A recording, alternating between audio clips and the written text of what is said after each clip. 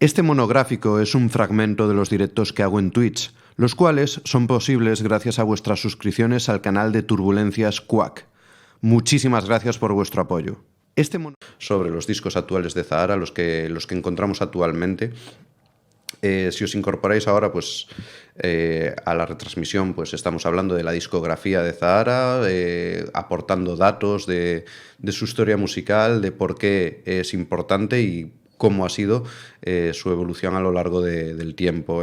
Vamos a intentar limitar esto a que el directo sea 1 hora, vamos por los 33 minutos. O sea que, bueno, vamos a ir dándonos prisa para que no sea esto larguísimo. Vamos a empezar, pues, justamente con la fabulosa historia de... Aquí la tenemos, disco que sale en 2009, es cuando es fichada por Universal. De hecho lo pongo ahí un poco en plan juego, la fabulosa historia de Universal, o la curiosa historia de Universal y Zahara, y es un asalto, como os digo, al mainstream, es el verdadero salto a videoclips con presupuesto, a tener promo, a sacar el disco en la FNAC, en el Corte Inglés, en todos estos sitios, el Carrefour, el Prica de aquellas, o bueno, pues todas estas cosas. Y bueno, pues realmente se hace una promoción importante del disco de Zahara. También es un poco la etapa o la época de Zahara en el país de las piruletas, y digo esto un poco por también las imágenes promocionales que se le daba a Zahara en esta época. Como veis, tanto la portada del disco como otra imagen promocional de este disco, pues se la ve como una chica dulce, súper maquillada, todo lleno de dulces alrededor, valga la redundancia con lo que acabo de decir, las flores, tonos pastel por todos lados, o sea... era como, pues eso, no sé, una it girl que se llama, como eso, pues una manera de ver muy superficial a Zahara, y que no es la Zahara que conocemos ahora para nada, y tampoco era la Zahara que había en esa época, y ella misma lo dice a lo largo de muchas entrevistas durante esos años. Y bueno, pues os voy a contar un poco la historia. Vamos a empezar primero por el contexto musical. Y es que 2009 es un año en el que hay el despertar de muchísimas cantautoras, de muchísimas artistas femeninas que dan el gran paso en su carrera. Justo el año antes, a 2009, rompe un artista que se llama Russian Red, que seguro muchos conocéis, que es Lourdes Hernández, que posteriormente ha colaborado con Zahara recientemente con el proyecto de Juno. Y bueno, Russian Red saca su primer disco y lo peta, o sea, la verdad, bueno, lo peta. Dentro de la parafernalia alternativa del pop rock nacional, lo peta muchísimo, o sea, realmente se hace muy conocida, y es un año en el que hay una verdadera eclosión del mundo indie. Es decir, de estar llenando salas o salas más o menos medianas, empiezan a llenar salas muy importantes muchos artistas. Pues estoy hablando de Love for Lesbian, estoy hablando de Tusta Morla, estoy hablando de Russian Red, estoy hablando a lo mejor incluso de Standstill, y todo este tipo de grupos están empezando pues eso, a subirse a la cresta de la ola, a coger mucho impulso y crecer exponencialmente hasta tal punto de que ahora son algunos de los grupos más importantes del panorama nacional. Otras que vemos aquí son Annie B. Sweet, La Bien Querida, Alondra Bentley. Son artistas que probablemente han estado, por lo menos Alondra Bentley o La Bien Querida, han estado en un perfil, aunque son respetadísimas por la crítica musical y por tal, siempre han tenido un perfil un poco más bajo, de pretensiones o de éxito quizá, pero son artistazas brutales, y Annie B. Sweet, pues el último disco que ha sacado ha sido un portento, y creo que le ha dado muchísimo bombo.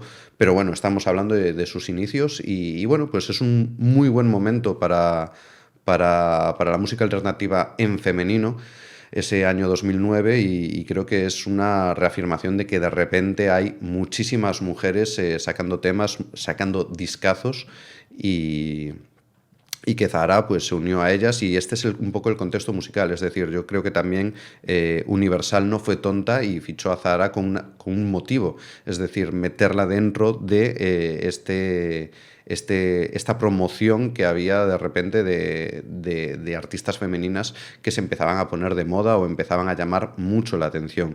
Y las grandes discográficas nunca son tontas y siempre intentan subirse a todas las olas posibles a ver si alguna es la del éxito. Sin duda, no se equivocaban con Zahara, aunque el modo de tratarla fue lo preocupante. Y vamos con el modo de tratarla, porque este disco, vale, es La fabulosa historia de... Ha sido producido a dos manos. Ha sido producido por una parte por Carlos Jean y por otra parte por Ricky Fallner. Realmente Zahara quería que el disco fuera enteramente producido por Ricky Fallner. Zahara ya por aquellas épocas vivía en Barcelona, está en el movimiento pues alternativo en la escena esa indie, vamos a llamar, aunque odio la palabra indie, pero bueno, vamos a utilizarla más de lo que creo. Ricky Fallner pues es integrante de Standstill por aquella época, un grupazo brutal, en paz descanse, y estoy seguro de que le voy a dedicar más de un especial a esta banda, ya sea escuchando discos o ya sea a través de un monográfico. Y bueno, pues Ricky era la persona con la que quería trabajar Zahara, porque Ricky estaba trabajando pues con los discos de Lawful Lesbian, de Sidonie, de New Raymond, de artistas que ella respeta muchísimo y que lo estaban empezando a petar. O sea, Ricky Fallner, también creo que le dedicaré un vídeo solo a Ricky Fallner, a lo mejor. Creo que era un poco el catalizador de muchísimas cosas que estaban pasando en Barcelona en ese momento, igual que actualmente Madrid es el centro de todo lo que pasa en, en el indie, en la música alternativa. Pues Madrid es el centro, y si no estás en Madrid estás un poco descentralizado de lo que está pasando. Pues en ese momento era Barcelona. Barcelona era lo fundamental, y uno de los pesos pesados y uno de los que estaba haciendo absolutamente todo era Ricky Fallner. Como os digo, Zahara quería trabajar con Ricky Fallner. Sin embargo, Universal le obligó a trabajar con un productor que era Carlos Jean, que por aquel entonces seguía estando bastante de moda, o por lo menos era bastante conocido y respetado. Carlos Jean es un productor de electrónica, sobre todo, que dio a conocer no, pero le dio un impulso brutal a la discografía y a la carrera de Naya Ninri, y además pues tuvo proyectos en solitario Carlos Jean, en el que la verdad empezó a sonar en los 40 principales y en todo este tipo de radios comerciales, y se hizo muy muy famoso dentro del mundo de la producción y de la electrónica. Bueno, de la electrónica comercial, ¿vale? No estamos hablando de la electrónica, vamos a decir, para entendidos, pero sí que fue muy respetado y muy famoso en aquella época. A principios de los 2000 dio un fuerte pelotazo y estaba en todos lados y en todas las canciones, y bueno, alucinante. Pues bueno, Universal decidió que este disco, La fabulosa historia de, tenía que ser producido por Carlos Jean. Zahara peleó y consiguió que Ricky Fallner estuviera entrometido en la producción de 3 canciones. Esas 3 canciones fueron Funeral, Olor a mandarinas y Domingo Astromántico. Domingo Astromántico, por cierto, versión de Lawful Lesbian, en la que canta con Santi Balmes. Santi Balmes de Lawful Lesbian, el cantante. Y sin embargo, todo el resto de canciones son producidas por Carlos Jean. No desmerezco la producción de Carlos Jean en estas canciones, ya que yo pues profundicé, digamos, en Zahara en aquella época gracias a este disco, y me gustó muchísimo este disco en su día. Pero es verdad que no tiene nada que ver con mi gusto actual y con la Zahara que existe hoy en día, ni con la que existía en aquel momento probablemente. Entonces, pues bueno, ella no quedó nada contenta con este disco. De hecho, os paso ahora a leer un texto pequeñito que ella comentó. Y también mencionar que tengo ahí el logotipo de la Vuelta Ciclista 2009, la Vuelta a España, porque la canción Merezco, uno de los singles de este disco, pues fue justamente la canción insignia, la sintonía de la Vuelta Ciclista 2009. Entonces, pues Universal movió lo que tenía que mover para que esta canción fuera la sintonía oficial de la Vuelta Ciclista 2009, y bueno, pues dio más bombo todavía a que a que ese disco estuviera en las tiendas y vendiendo y que se diera a conocer. Pero bueno, la relación con Universal, la verdad fue muy mala en todo momento. De hecho, tengo ahí un fotograma, veis un fotograma ahí a vuestra izquierda de Zahara haciendo un corte de mangas, y es un fotograma extraído de su último videoclip Merichane, en el que justamente habla de Universal y habla, bueno, de que les den un poco por saco, vamos a decir finamente. Su relación con Universal fue muy mala, la verdad. Voy a citar lo que pone aquí de Zahara, sacado de una entrevista. Todo es muy bonito al principio. Ellos vinieron a verme a los conciertos, vinieron a mí. Yo tenía unas ideas y afrontaba todo con ganas e ilusión, pero luego no fue así. En las reuniones me decían a todo que sí, pero a última hora cambiaban. De hecho, me llegó el disco un día antes de su salida. Pues según ella misma dijo, aquí, pues el disco le llegó justo cuando iba a salir a las tiendas, y la verdad no tuvo forma de cambiar prácticamente nada, no, nada. Y la verdad, pues dijo que lo empezó a escuchar y odió muchísimo ese disco. De hecho, tuvo muchos problemas para seguir en esa gira y defender esas canciones en las que no creía. En las canciones probablemente creía, o en el formato más básico y natural de las canciones creía, pero el problema es que la producción no era la adecuada, la imagen que quería dar Universal de ella no era la adecuada, y la verdad fue una verdadera pena cómo acabó todo, y que no escucharan lo que quería la artista, que muchas veces es lo importante. Vamos a escuchar una de estas defensas que digo de este primer disco de La Fabulosa Historia de. Vamos a escuchar la canción de Tú me llevas en unas olas de 2009 en Sol Música, que Sol Música sigue defendiendo desde hace muchísimo tiempo los directos, y que es fundamental. O sea, es fundamental. Cuando decíamos que no había ningún canal de televisión que estaba haciendo directos y grabando directos, aunque ahora empieza a haber unos cuantos, pues Sol Música ha continuado desde hace muchísimos años haciendo esta promoción de artistas y enseñando canciones y directos. Os pongo Tú me llevas, de Zahara. Y correr por las líneas de la mano,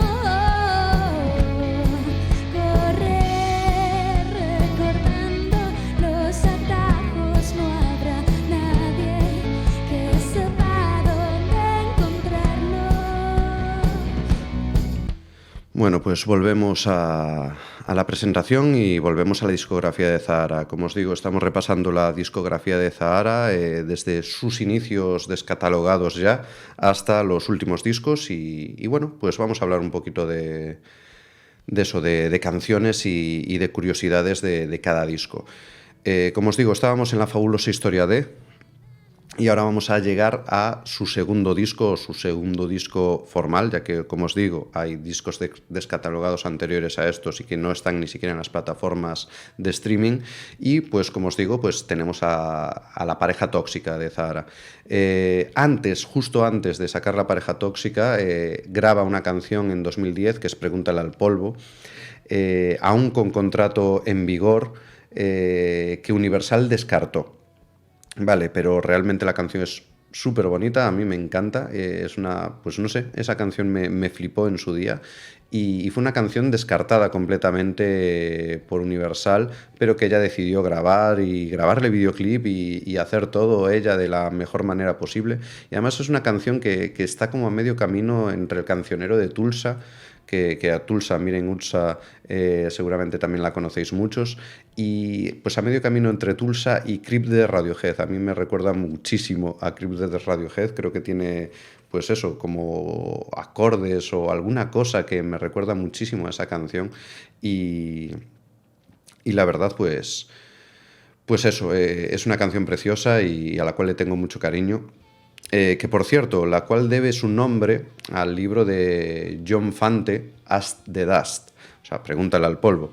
Y este libro es parte de una tetralogía que finaliza curiosamente con Road to LA, Road to Los Ángeles, es decir, Camino a LA, canción que se incluye en La pareja tóxica. La vamos a poner un poco a continuación, pero primero entramos dentro del disco. Aquí tenemos La pareja tóxica 2011, editada por Music Bus y bueno, Music Bus también decir que pues tiene cierta relación con Warner, por lo tanto pues este disco es distribuido por Warner. Este disco es un disco sobre todo muy triste, muy desgarrador en muchos momentos y habla de una relación dura, tóxica, como bien dice el disco, pero ella realmente está hablando en sus canciones de una ruptura emocional que sufrió por aquel entonces muy importante y también de esa ruptura discográfica que le levantó muchísimos, pero muchísimos dolores de cabeza, seguro. Vemos por ahí un póster como de una peli que pone El leñador y la mujer América, y es que la forma de promocionar este disco fue muy curiosa porque la promocionaron, pues eso, como si estuvieran sacando el tráiler de una peli adolescente, como de medio terror, ciencia ficción, posapocalíptica, muy peculiar. Y los videoclips valen mucho la pena, están muy, muy, muy curiosos y se crea como una historia de la típica historia americana, de peli americana, que bueno, pues os recomiendo mucho echarle un vistazo. No los vamos a ver aquí hoy, pero bueno, son curiosos. De hecho, pone ahí en el subtítulo del título de la película, del cartel, Zoe tenía una vida perfecta hasta que le conoció.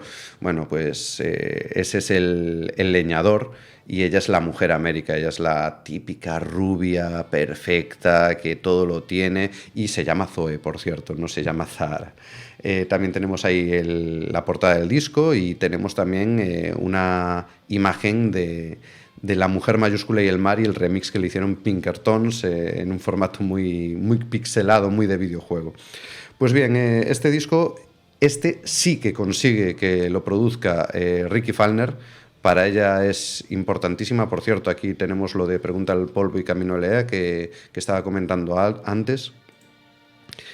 Y bueno, parece que nos vamos. Y como os digo, consigue que Ricky Falkner sea el productor. Además, en este disco participan Alfonso Alcalá, que ya habíamos hablado de él anteriormente por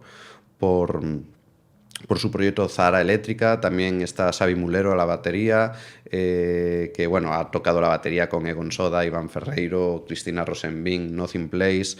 Y también está Sergio Sastre, integrante de Miss Cafeína y expareja de la cantante.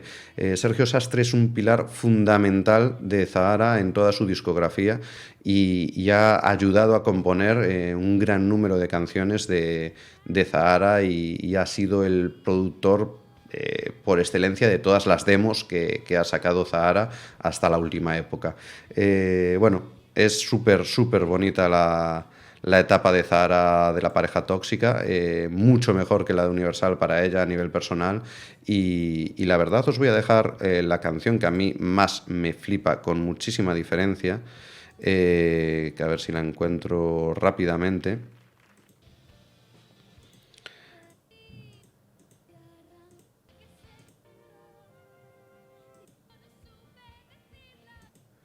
Vale, la tenemos aquí, que es Camino a Lea. Camino a Lea me parece una canción descomunal, brutal, que además se acerca al stoner rock, o sea, es decir, es la Zahara delicada que conocíamos en La fabulosa historia de, cambia completamente a una Zahara muchísimo más rockera, muchísimo mejor producida para mi gusto por Ricky Falkner y que de verdad pues tiene una pegada importante. Y un ejemplo es este Camino a Lea, que es la primera canción stoner que tiene Zahara, probablemente también la última, pero que ese sonido de guitarras es descomunal.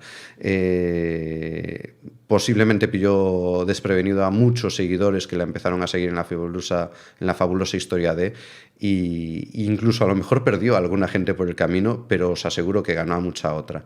Os voy a poner, como os digo, Camino a Lea.